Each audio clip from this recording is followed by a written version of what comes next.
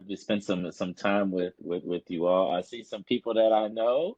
Hey, it's good to see you all, and we're gonna have some fun. We're gonna be doing some thinking, some meaning making, and um, and then what's and the tea? What's in the tea? The leaves. Is it brewing right? Let's get into it because that's where we can really start to have a paradigm shift on the way we show up and do this work. Shame. Here, let me get my. We did a check. Of course, when it's time to share, nothing's coming up. Here it goes. Share screen.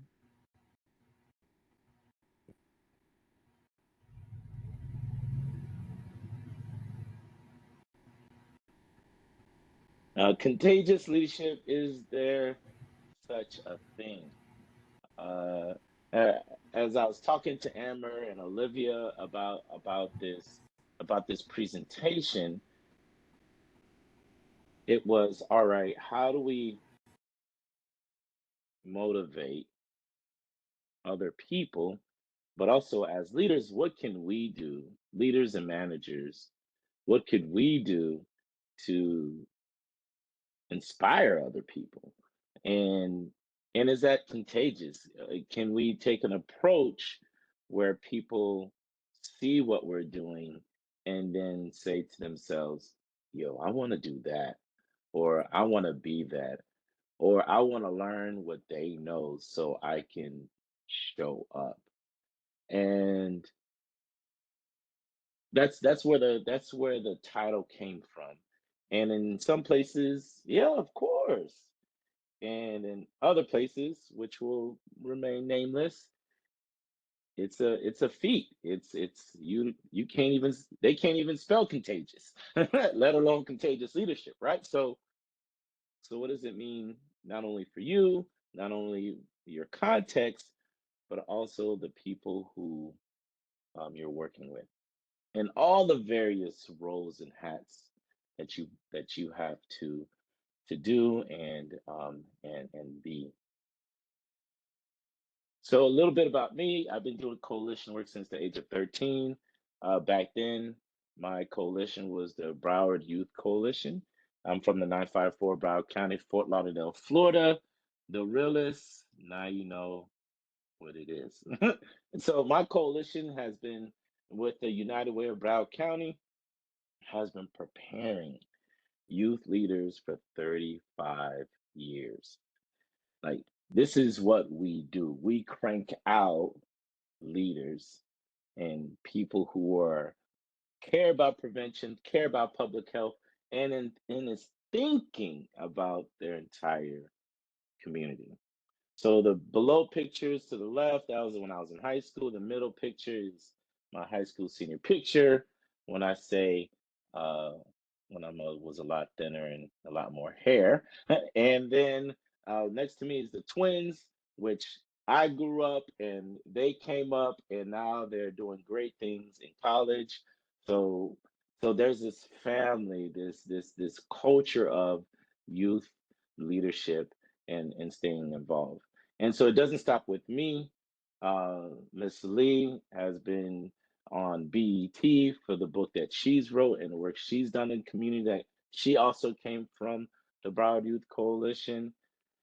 And then Miss Laws, what she's doing when it comes to working with the CDC and also going into college. So I guess what I'm trying to say to you, like, youth leadership and leadership is what we do, period. It's a tradition. It's a tradition. So that's what I'm coming with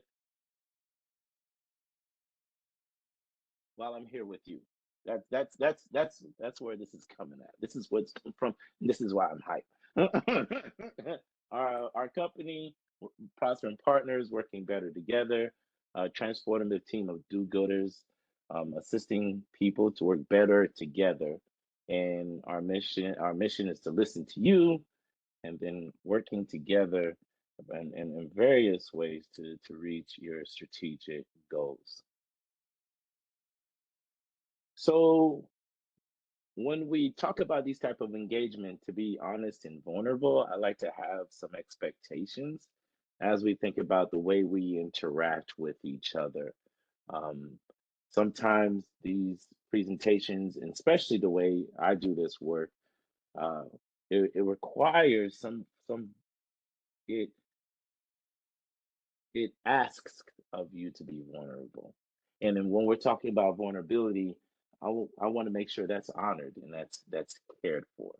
And to do that is to have some expectation. So one is choosing your engagement. Um, oh, I'm thinking about this moment. I'm being as present as possible, and just choosing to be that. Being honest. So as we go through the presentation and we do our breakout groups, not being honest with each other, but most importantly, being honest with myself. What's coming up for me? What am I thinking or feeling? What is this invoking? Make space and take space. Make space is the idea that as we spend time discussing through these topics, that we're going to give everybody space. Take space is own what you say. Like, this is what I believe in. This is what the people that I spend a lot of time believing in also. So own that, mean that. Practice respect. So we focus on the platinum rule, treat others how they want to be treated. And for me to be able to treat you how you want to be treated, I have to find out what respect means to you.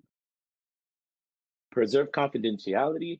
Uh, Stories stay here, lessons learned go out.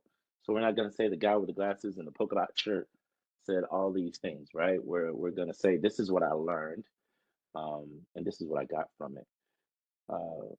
Now, during this time, some people may be uh, emotionally charged. So somebody may say something, or we may be talking about something, or you're reminded of something, and then you get charged emotionally.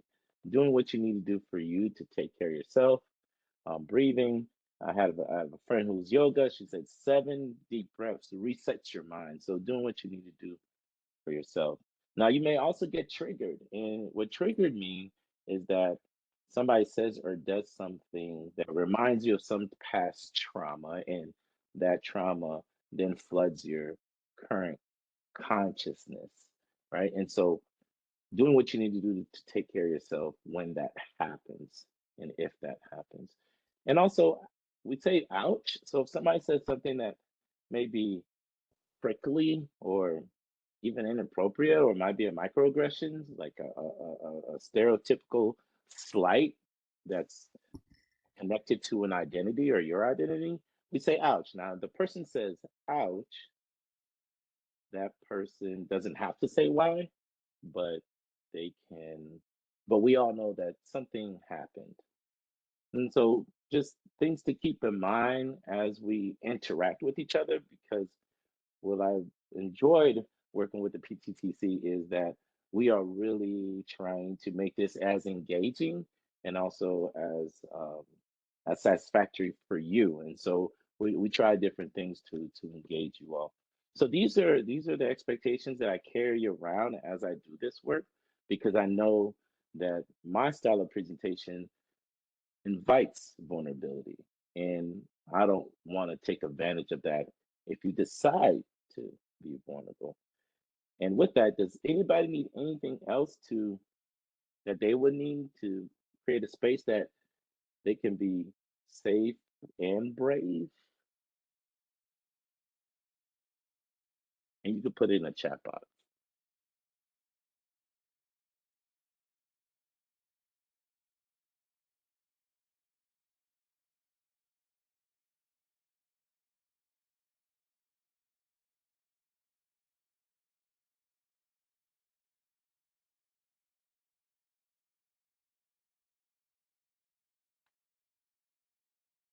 I think I saw something pop up.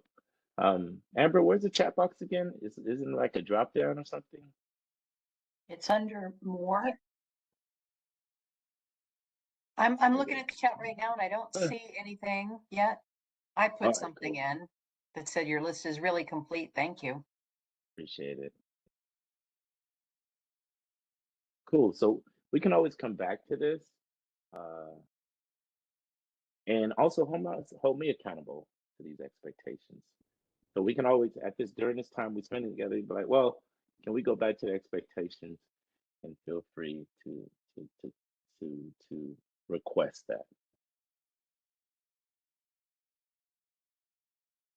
So our learning objectives is and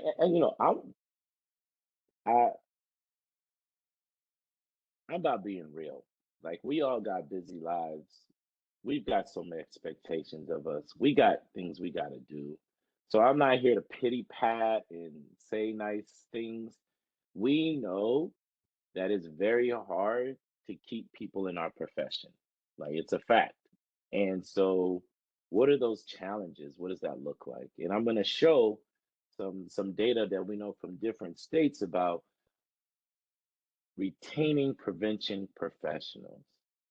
And what leadership has to do with that. We're going to define transformational leadership, what that means. Why did I use that particular model? And then spend some time brainstorming how do we engage and motivate prevention professionals. And we're going to be doing a case study and breakout groups to brainstorm some of that. And and I want to say that if you are in a position of leadership, and that whether that be your title and or you might have the juice, like people know that you're the person to get things done. Um, I want you to be thinking about not only how do you take this back to help your people, but also for yourself. What does this mean for you?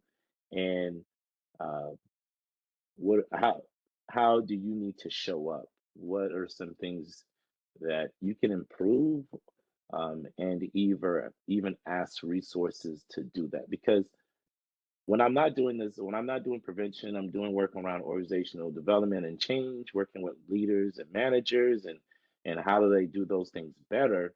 And it's really looking into the mirror, like, all right, like how am I consistent, in doing what I need to do to get what we need to go. So use this as an opportunity to reflect about yourself and for yourself, and how you want to show up. And we don't have it all figured out in this moment in time. At least we can come together, agree on that, and see what we can learn from each other. So we got a word cloud, um, and then we'll set that up. And is one word to describe effective leadership. One word to describe I'm gonna, effective leadership. Go ahead, Amber. yep, just give me 1 second to go ahead and engage the word cloud. Give me 1 second, please. So, what is effective leadership? Is is leadership in itself saying it's effective? Is there Do you need the word effective? Um, are there ineffective leaders? Word What we is had in one the word? chat. Well, I'm Mhm. sorry. A word we had in the chat was inspiring. I'll talk about it. Okay. Somebody been looking at my notes. Went ahead and engaged the word cloud, so it should show up and just pop right up on your screen. If for whatever reason it doesn't, feel free to put it in the chat and we'll make sure we're looking at that. But if you can, please put it in the word cloud so we can see everything that comes up on there. Compassionate. Several people are putting compassionate because it's getting bigger.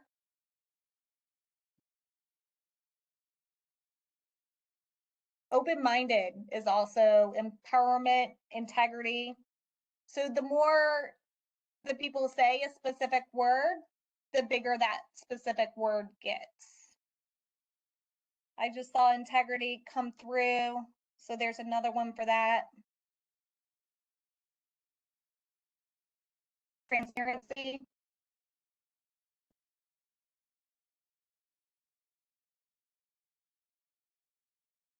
Very good.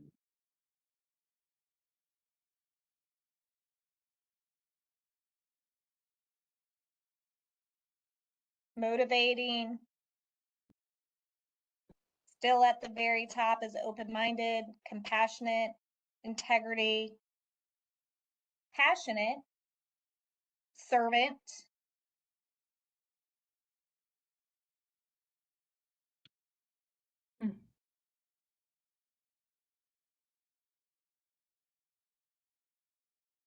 some others that are coming up are supportive, visionary, flexible, listener.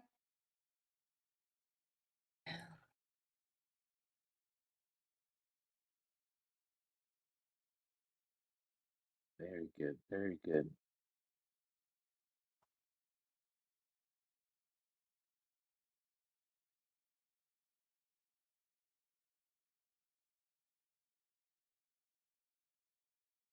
We have a couple more that are typing. We'll go ahead and leave it open for just a few more seconds.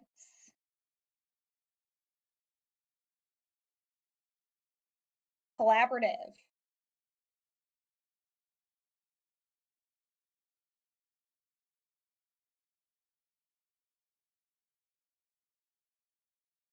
All right, Colbert, I'm going to go ahead and close it.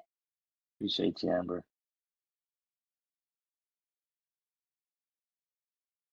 Does anyone want to come off mute and say more about compassionate? If you do, you get a gold star. And you should have the capability of taking yourself off of mute. You can also use you can raise your hand and we can take you off mute, whatever your preference is. Could you repeat the question? Question is, give us some context of what compassionate means. Why compassionate?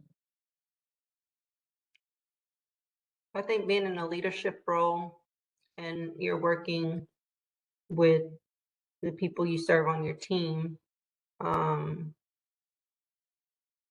things come up, people are people, and we should just be compassionate toward one another.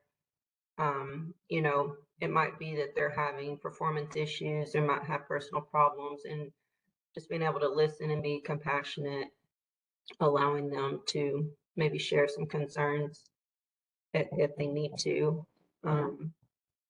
So that's one reason. Appreciate that, Melissa. And then I think the next one was open-minded. Anybody want to share a little bit what that means for them?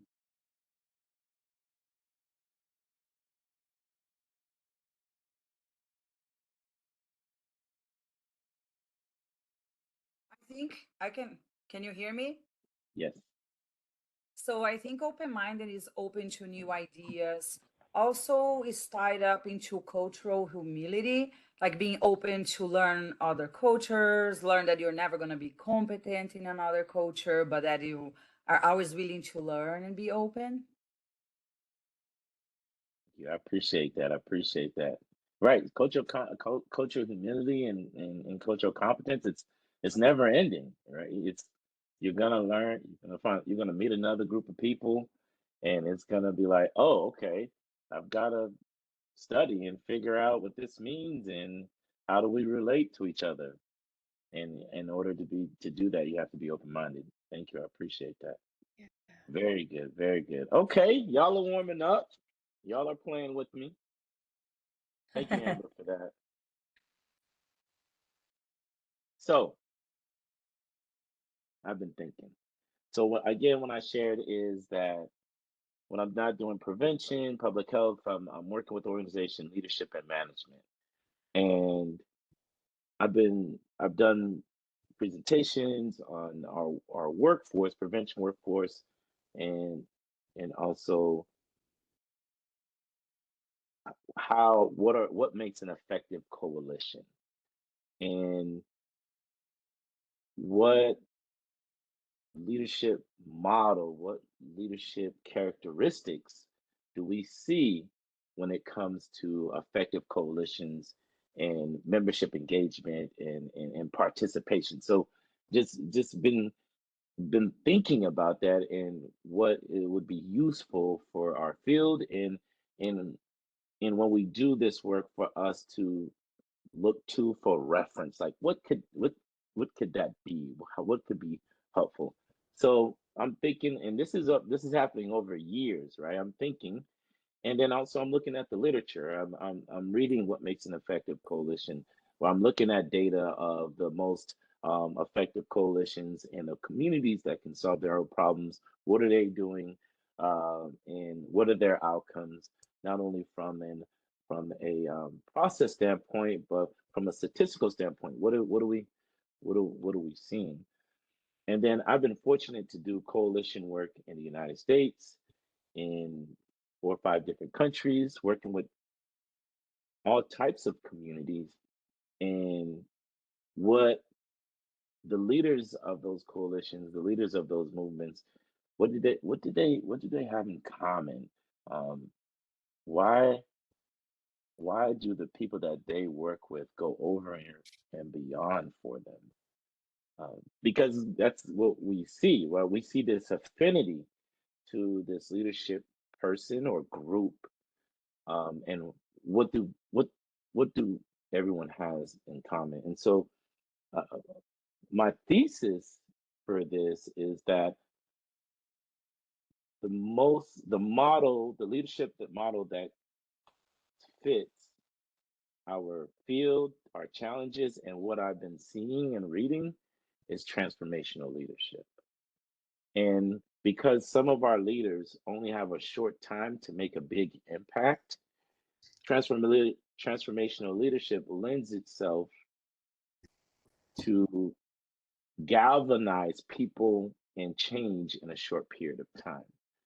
If we're seeing that people are coming in and out of our workforce within 2 to 3 years, but also decide to stay in the workforce but may go somewhere else, it is because of the leader that they were working with, the group of people that they were working with.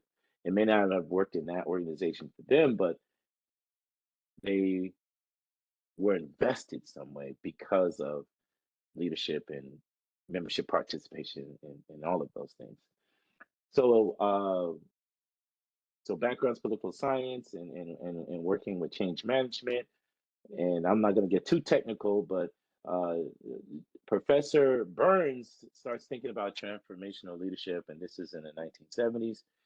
And he's looking at from he's saying that transactional leadership, which is the basic premise, is that a leader is asking a follower to do something, and it's a transaction. And Burns was concerned about that. Um, a leader needs to be concerned with outcomes and the person. So when we think about transformation, it's not only transforming the organization or the community, but also the person transforming. And so Burns was like, all right, the collective purpose must align with the individual. And so that's where he begins to put the ideas together for transformational leadership. And he's saying now, if someone is thinking about the collective purpose and the individual and seeing and helping the individual seeing the greater purpose and acting within that, then a transformational leader is really looking, how do I create a structure that motivates people, that's value based, and that it's goal based? And when we think about motivation, values, and goals, then other leaders can be created. So this is Burns. He's like, we need to think about community change. Also, we need to think about personal change, people changing.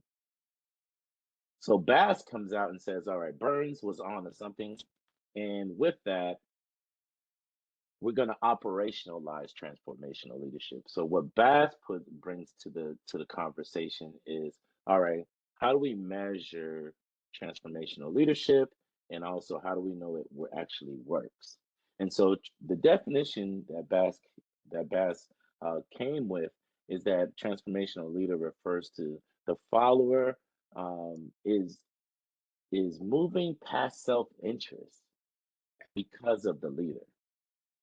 A follower is moving past self-interest because of the leader. And because that leader is influential, inspirational, open to open-mindedness and stimulation. And it also is considerate of the other person, compassionate, sound familiar, of the individual, ha- moves and elevates the follower to be thinking about maturity, growing, and the well-being of others and the well-being of my community. So transformational leadership is you're not only thinking about the general outcome, but also how do you transform people to be better for themselves, but also be better for changing our community. And I've worked with thousands of coalitions and their leaders, and the leaders that are like, I mean, it's crazy. I would go to coalitions and people would do anything for these leaders because these leaders are doing this. They're taking the time to be compassionate. They're being open-minded to what people's ideas, and to be inspirational, and they're being a role model. And so that's what transformational leadership is. And when I look through the field and look what people are doing, I think that my thesis is like, this is what people are doing. We just haven't organized it in a way in which Bass has, or operationalized it as the way as Bass has. And that's our conversation today. And I hope I didn't get too like academic-y, but and also I think our field needs to be thinking about how do we improve what we do when it comes to professional development, leadership, and management. So there are 4 components of transformational leadership. And remember when I talked about looking in a mirror? Are you a role model? Like, are you holding yourself to a standard that other people are like, yo, I'm going to follow them? They've got the juice. They keep themselves. They've got a vision. They've got a mission. I can trust and respect them. So I idealize influence is that you're serving as a role model to the people who may formally or informally follow you. The next part is inspirational motivation. And this is where you motivate followers to pretty much go beyond their expectations, of what they're supposed to do. And people are like, oh, I don't know about that. But if you want somebody, listen, I started doing this work for a long time. If you want somebody to go to a community event at 9 a.m., take these tables out of their cars, set up, and then later on that night do a coalition meeting, that's above expectation. That's a 10-hour day. And so how do we motivate, how do we become inspirational for people that they're like, this is what we need to achieve our goals? In order for us to achieve our goals, I've got to I got to invest in this because my leader is a role model and I see what they do and I need to be doing that. The 4th component, and y'all was hitting it, so it's not like it doesn't exist in our field. We just need to be more intentional. Intellectual stimulation, like being open-minded. So being innovative, creative, allowing people to share their ideas, allowing with difficulties with new ideas, allowing people to figure out things and not criticizing and making them feel some type of way. So that intellectual stimulation that you are doing intentionally to grow your followers. And then individual consideration. And y'all already said this too, compassionate. Like I have a personal relationship with each of my followers, formally or informally, and I am compassionate to what they need. I know them, they know me, they know I care about them, they know they can trust me, and they know that I will do whatever I can to be helping them out. And what Bass does, it says transformational leadership has these 4 components. And when we work these 4 components, and you can actually measure them and all of that, take the assessments, when we work these 4 components, people mature in their work, see the greater picture, and are more likely to go over and beyond in order to achieve the goal. The goal, the overall organizational goal, becomes their own personal goals. So before I move or go any forward or go forward, does anybody have any questions? Do I need to explain something? Does it resonate? You're like, yo, bro, I don't know what you're talking about. I ain't come to class. I ain't come for this class, right? So, what you can share in the chat box. Raise your hand, and our team will acknowledge you. And I'm a person. I have running differences and dyslexia, so I'm always checking to make sure everybody we all on the same page, and the content resonates, whether that's good or bad. But you know what I'm talking about. You may not agree, but you like, yeah, okay. Yes.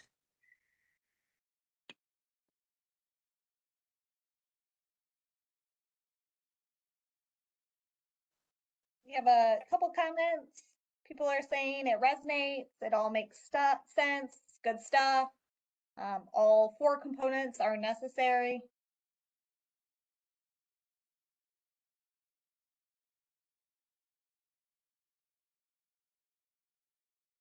But I definitely felt that when you were talking about that 10-hour day, sitting there and then leading a coalition meeting at the end of the day. I think other people engaged with that as well. You're sweating. You're hot. 3 people shows up. Yes. You got to break everything down and do a coalition. Oh, come on, man. The table is not breaking down properly. So somehow you got to put it halfway in your car. Yeah, I've been there.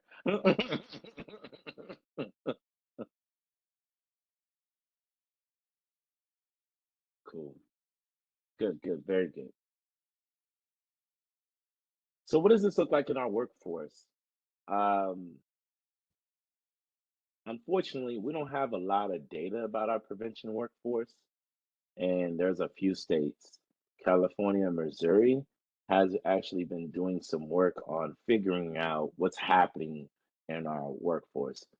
So some of the things that I would offer to our state organizations, but also federal agencies, is what's going on in our workforce, and so that way we know what we could do to better address these issues. And so when I was working with Amber and Olivia on creating this, it was one of these things. All right, what do people want to know? But of course, what do we already know? And we don't know much um, when it comes to our own workforce. So I would say to you to advocate for your state, to let's figure out what's going on in our workforce. So this is I don't want I just want to say, so this information comes from another session that Ricky Barton and I, who's another consultant, did, Generations in the Workforce. We presented this at CACA, formerly known as Community Anti-Drug Coalitions America. And so I don't want y'all to say to y'all see Ricky Colbert was presenting your information and he didn't give you no credit. I'm giving her credit. So I don't want no smoke. So because Ricky will call me. So this information comes from another presentation that we did together at Generations. And this is and it's crazy because I'm getting excited. It's crazy because this is the first time in history that you have 4 generations in a workforce. So what does that mean? So we were talking about that. But working with Ricky, working with other consultants and some of our friends and the state, we're able to get data about Missouri and California. So when we look at the California prevention workforce, the average age is 47. So our prevention specialists, people, directors, that's the average age is 47. 63% in California are over the age of 40. 20% are nearing retirement. 30, almost 40% has said they've been in the field more than 10 years. So if people decide to stay, they stay in our field, which is good news, at least for California, right?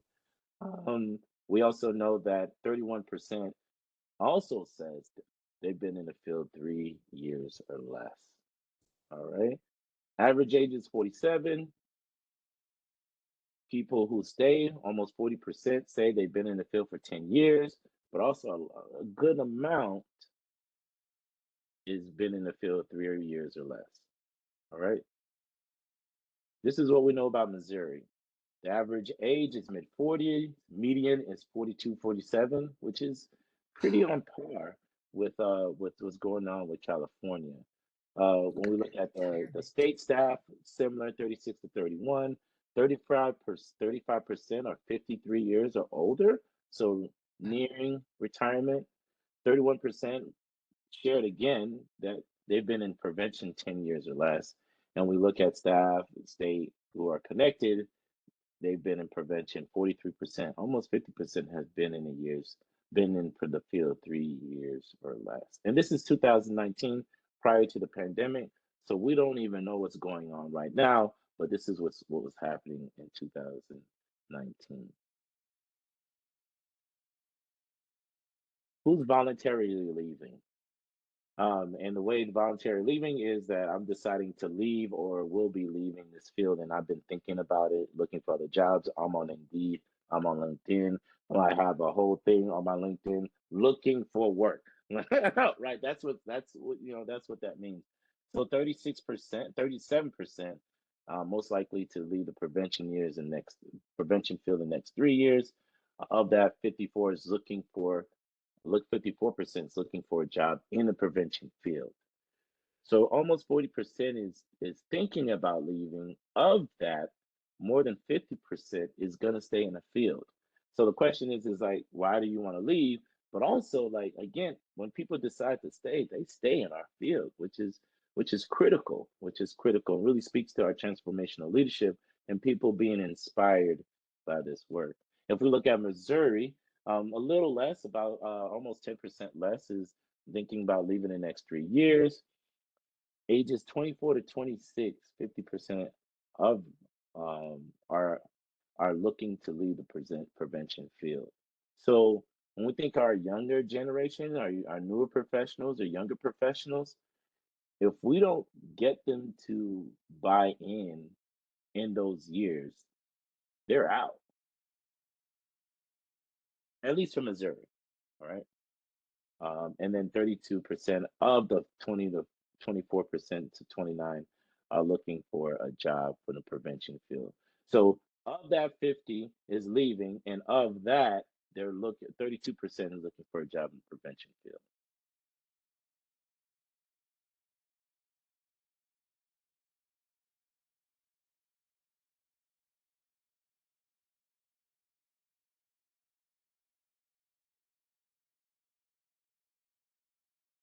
When we think about diversity, 37% of Black prevention professionals are saying that they're somewhat likely to leave the field.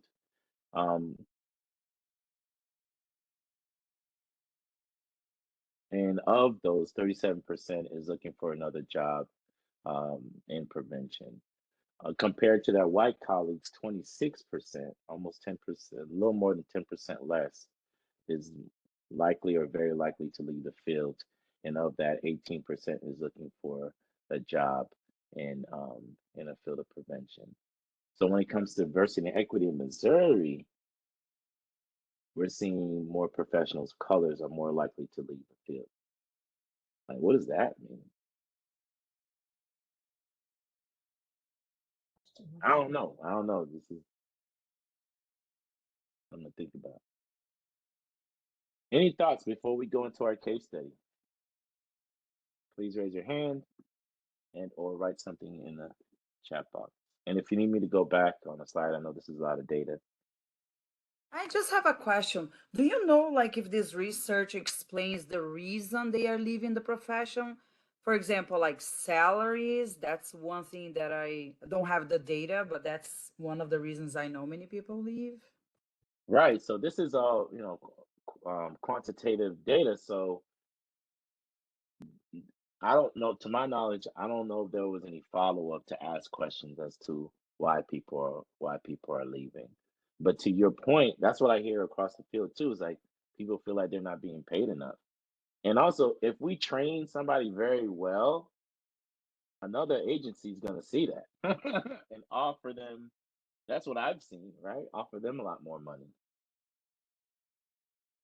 Thank you. And again, as we need more data, we need to know why people are leaving, and if it's salaries, then all right, what do we do about that?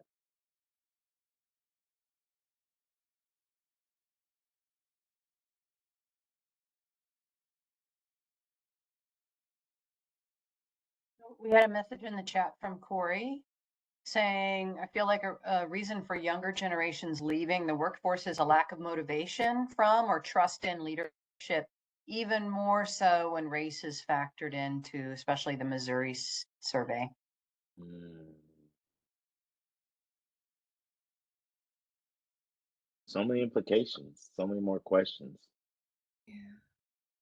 Right. Guillermo said burnout, which judging by the early word cloud when everyone was joining with the meh and the tired, maybe we're all feeling a little bit of burnout today. And especially after the pandemic, right, Kristen? Like we're like front line. We've been asked to do all of these things. Who's supposed to take care of us? Right. That's yeah, don't get me started. I guess I've already started. Well, that's such an important point. Thinking about those 8 dimensions of wellness and making sure you're incorporating all of them, all those different dimensions into your life. And as a field, what's our responsibility? I could So be much. I could be very wellness focused, but also know we also got these grants, we've got these deadlines. I've got to talk to this many people. Like as a field, what parameters or boundaries are we doing for people's wellness? And as a leader, what do we do to make sure that happens? And it's just so many questions about our field that I think its own study, in-depth study is needed. True.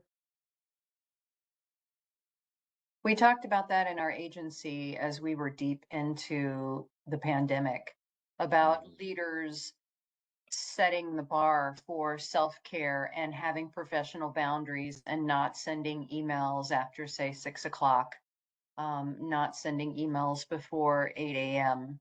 and expecting the same of your staff to avoid those people who like at 11 o'clock before bed, all right, fine, I'll check these emails to save me time tomorrow, because it never saves you time.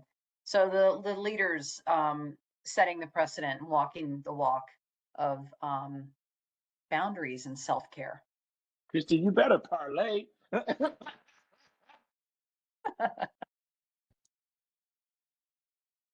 Looks like someone else in the chat stated, I also wonder if it's an issue or if an issue might pertain to limited access to opportunities for growth, like better pay, higher roles, etc. Great point, because our coalitions are pretty flat, right? You come in as a coordinator, maybe assistant director, director, that's it. And if our directors, if the average age is 47 and people are spending their 10 years, like how do, where are the opportunities to move up? Appreciate that, Leonard. Just a suggestion, if I can make one about the emails and stuff, you can now schedule those to go out at 8 o'clock in the morning. So maybe some additional trainings on some of those things for those that are sending out mass emails after hours. That would be helpful. And that's one thing I've learned to do. And I had to learn because the only time I could focus on emails was after 5 or before 8 o'clock, because I'm trying to drink my coffee and catch up on stuff. Even so, basically professional development and trainings for even the leaders.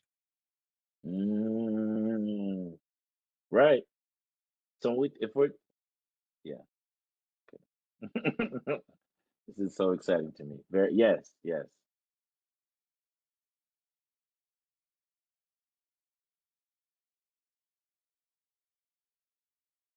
We do have some others in the chat. From Toby, there is more work and more initiatives, but not enough funding. And places are short-staffed and employees are working hard. And in addition, I think resistance to change for some of the people who have been around for those 20 years.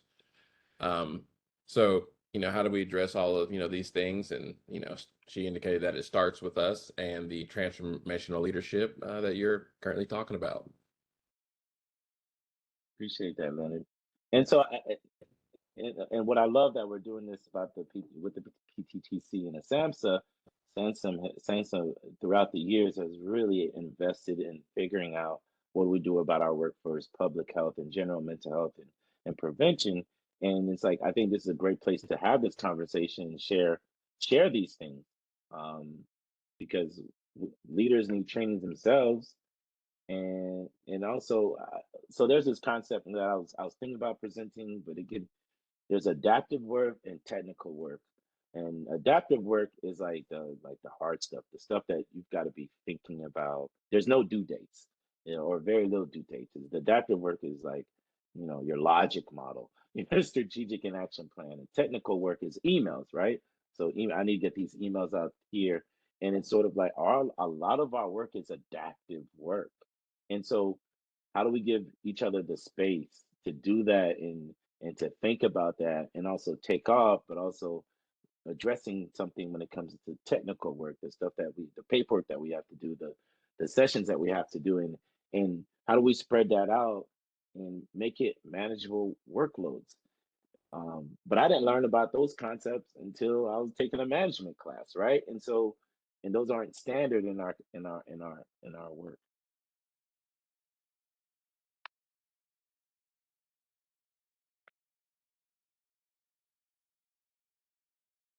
Very good, discussions. So I got a case study.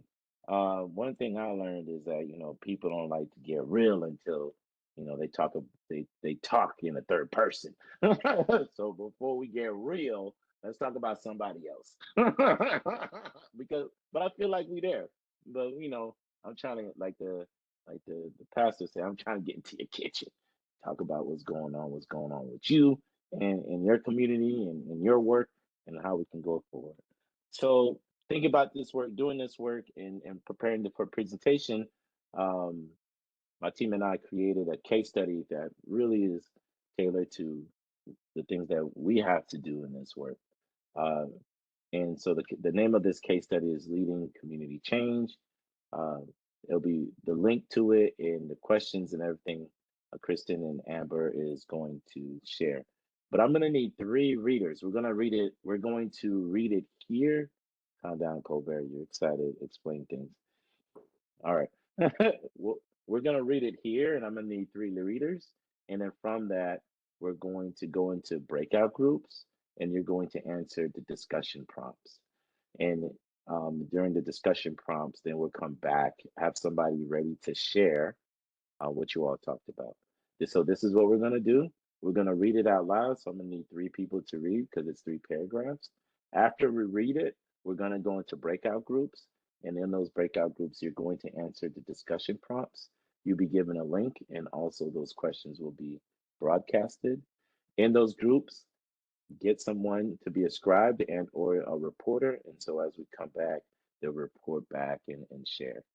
All right, so we're going to read, go into groups, and share out. So I'm going to stop sharing screen, and then I am going to share the case study. Here it is, Leading for Change. And if somebody wants to read the first paragraph, please volunteer. So you can raise your hand. I'll read. All right, cool. Alina is a Pakistani American, is the coordinator of the health equity programs at Toussaint University. During her lunch break, she received a LinkedIn message from the director of the Toussaint Community Coalition, Mabel, to see if she would be interested in applying for the coalition's assistant director position. Mabel, a white Gen Xer, articulates that she came highly recommended and that she believes her knowledge and skill set would be instrumental to the coalition and community. Alina is interested in the position and starts researching the coalition. Alina finds out that Mabel has been the coalition's director for 22 years and is beloved by the community. In the past years, the coalition was recognized by the state on multiple occasions for its effectiveness and outcomes. However, in the past 2 years, the coalition has been under scrutiny for not addressing health disparities, and the state has threatened to pull funding. Alina also found that several Gen Z local social media influencers drag Mabel for not using person-first language during a press conference. A local news station got wind and ran the story. Though beloved by the community, a number of community members have asked Mabel to step down. Alina, a talented millennial, sees the need for someone with her expertise, but also there are serious challenges. She's passionate about the work and wants to make the biggest impact, so she applies for the job and gets it.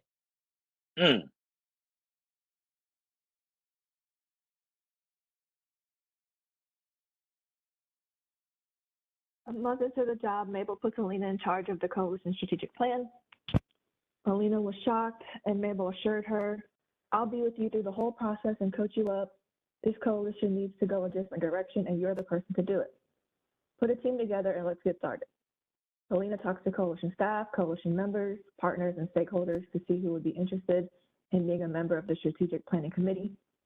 Although only 3 people agreed to be on that committee, Alina ascertained a lot of information from those conversations. People told her Mabel hasn't been the same since the news story.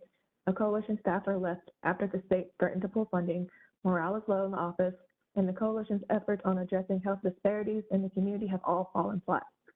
The coalition has lost trust with several nonprofits that provide direct services to marginalized populations in the community.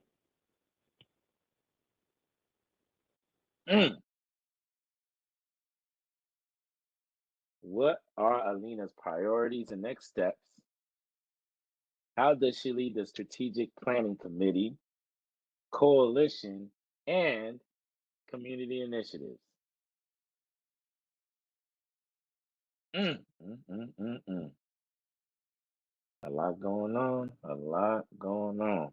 I'm not saying it sounds like your community because I don't know your community, but I know it sounds like a couple communities.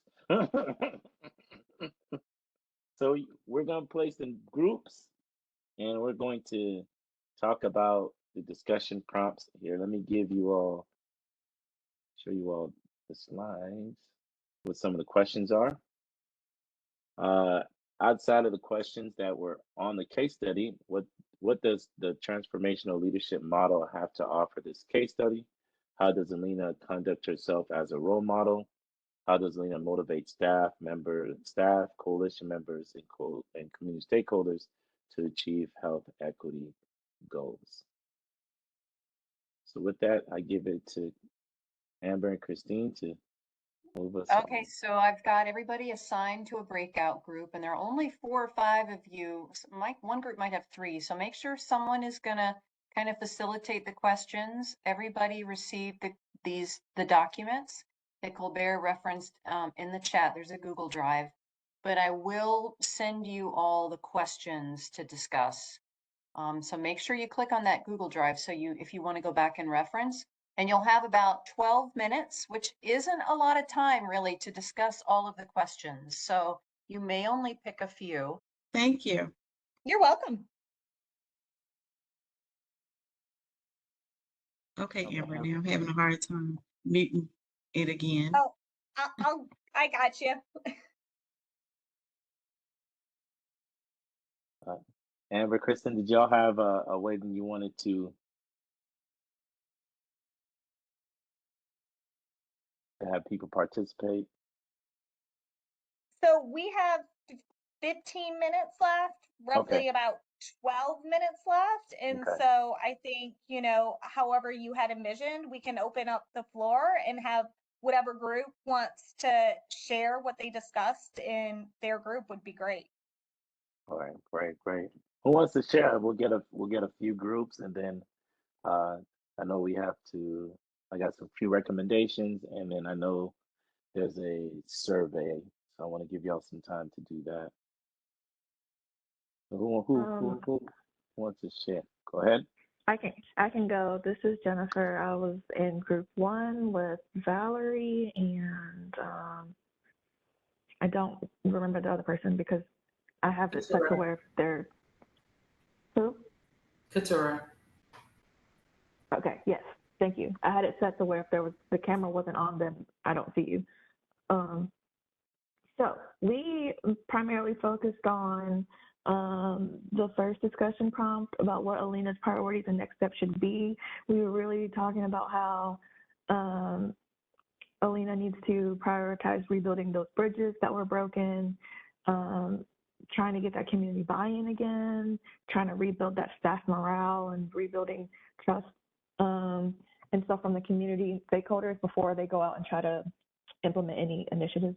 And also because they, have been threatened to lose grant funding, they also need to secure the dollars, to get out there and do the work.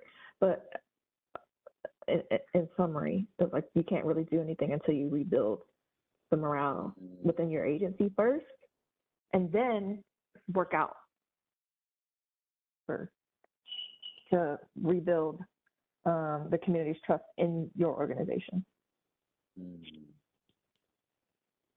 Very good, very good. Oh, and also we talked about how maybe Alina could help get Mabel to a place where she can accept ownership and responsibility for what she said or did impacted the community.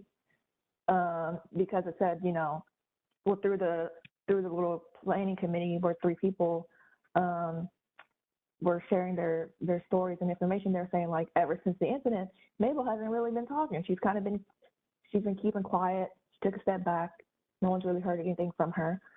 So how do we gracefully get Mabel to accept responsibility for the role that she played, and then having her talk to the community or to the stakeholders or whatever about, why she got into the field, her background in the field, her passions, how she wants to do the right thing, how she wants to work on improving health disparities, and then getting feedback from them, like, how can I improve? What can I do to best serve you?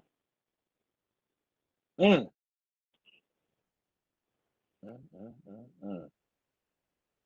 tea brewing now. Who's next? Who is next? What Mabel got to do?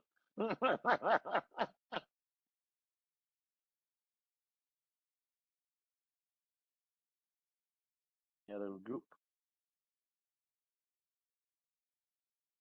I can report out for my team, and if I miss anything, please, somebody from my team, if you can step up, that would be great. So we actually mix some of the answers in some of the questions in one answer. So when we're talking about her priorities, and also a combination of, how the transformational leadership model can help. So our group discussed that using the individualized consideration will be great. So she would give like special attention to the followers to support her in this role. And also coming from like a strength-based approach, because their morale is already low, right? If she comes and tries to do this, like, for example, the SWOT analysis, that wouldn't be a good idea at that point, right? Because she wants to see like, what are the strengths of the people that are here? But I also like that one of our team members mentioned also coming from a place of vulnerability, being vulnerable, and so people are also open to come to her when they have their difficulties because their morale is low in that situation. And let me just see what else. So in terms of motivating the staff coalition members in achieving the health equity goals, so one of the things that we mentioned was to do like a needs assessment in the community to see what they say their needs are. Because sometimes we come from this general health equity lens, but what about that specific community? What are their needs? About So it. doing like, some key informant interviews or focus groups to, to build like what health equity means for that community. Very good, very good, very good. Yeah, yeah. I don't know what to say after that. Uh, Thank you, thank you. So I'm looking at the time. I'm not the one to hold you. I'm gonna share my last two slides, and then before we run out of time, you can take that evaluation and tell them what you think of me.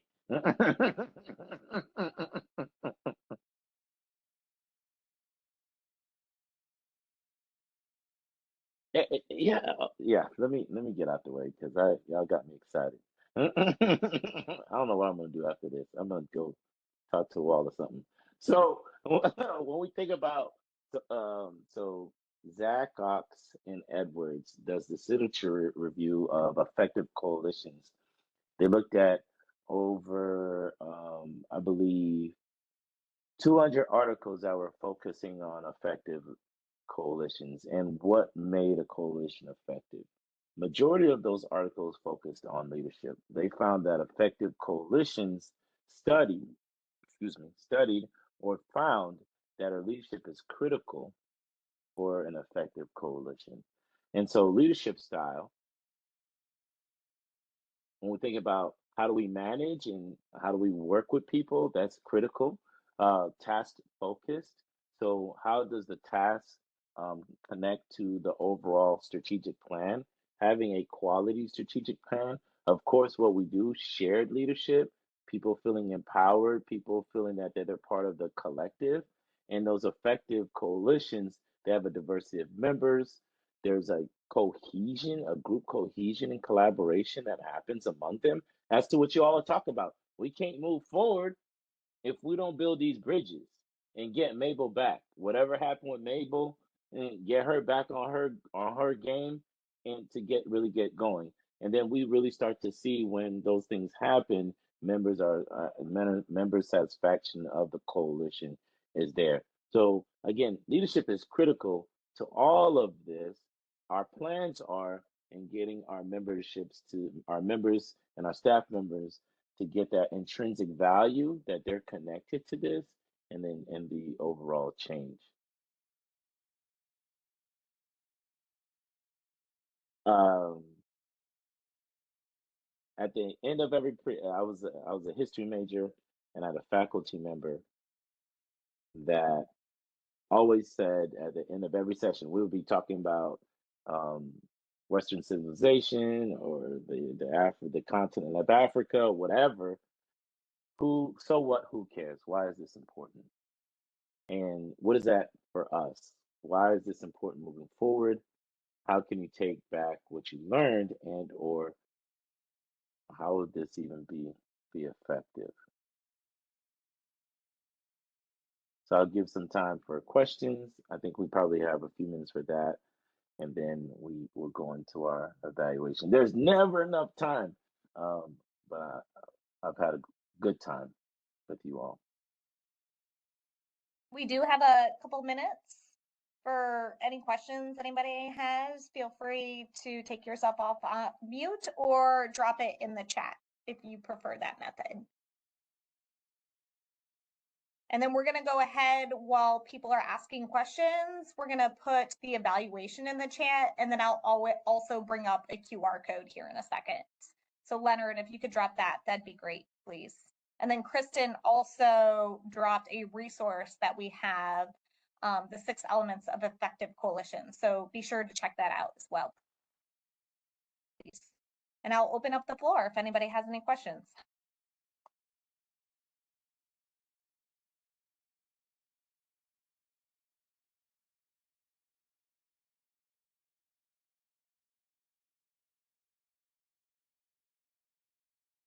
Let me ask a question if I may. Absolutely. Okay. Mr. Colbert, what got you started in this field and what keeps you going? Mr. Alvin, I appreciate that question, and I appreciate you being here. I I started because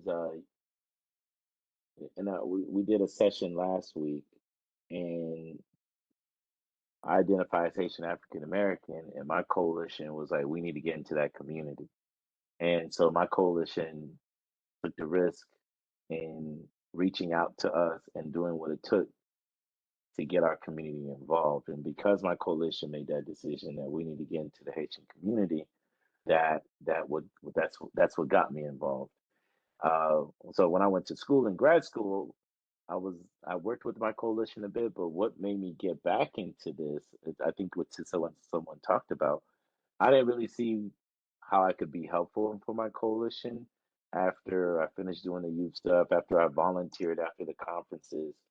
Um, but they engaged me. So our coalition coordinators um, got me involved with local conferences. They got me to work with the young. So they always touched me to get engaged. So it wasn't like I wasn't thinking about being disengaged, but they made it very much important. Like my coalition coordinator um, called. Well, I had a conversation with her yesterday, and they're doing a podcast.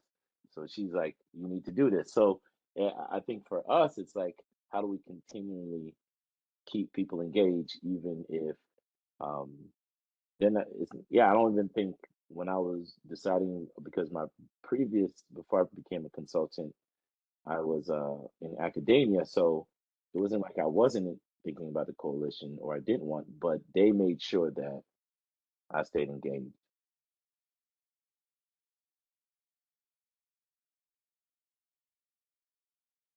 And I was able to find a lane in consulting to stay in the field through that engagement. If that's helpful.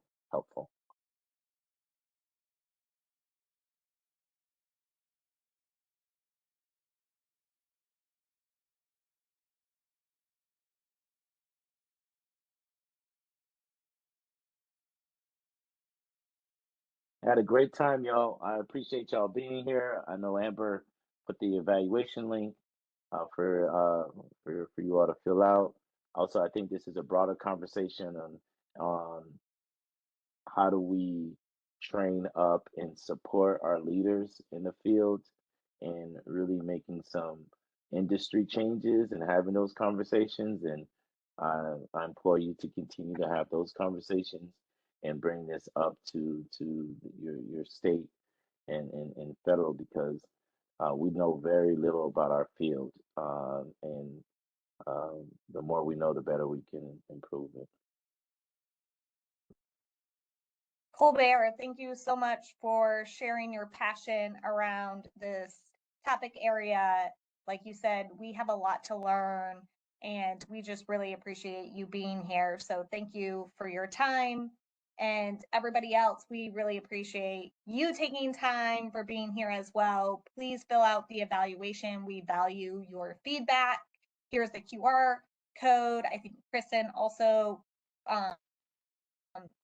once you fill out your evaluation, the certificate will download. Just pause for a second and give it a chance for it to download. And then if you have not already signed up for our newsletter, please do so. And please reach out if there's anything that you all need from the Southeast PTTC. We enjoyed having you here today. Thanks so much.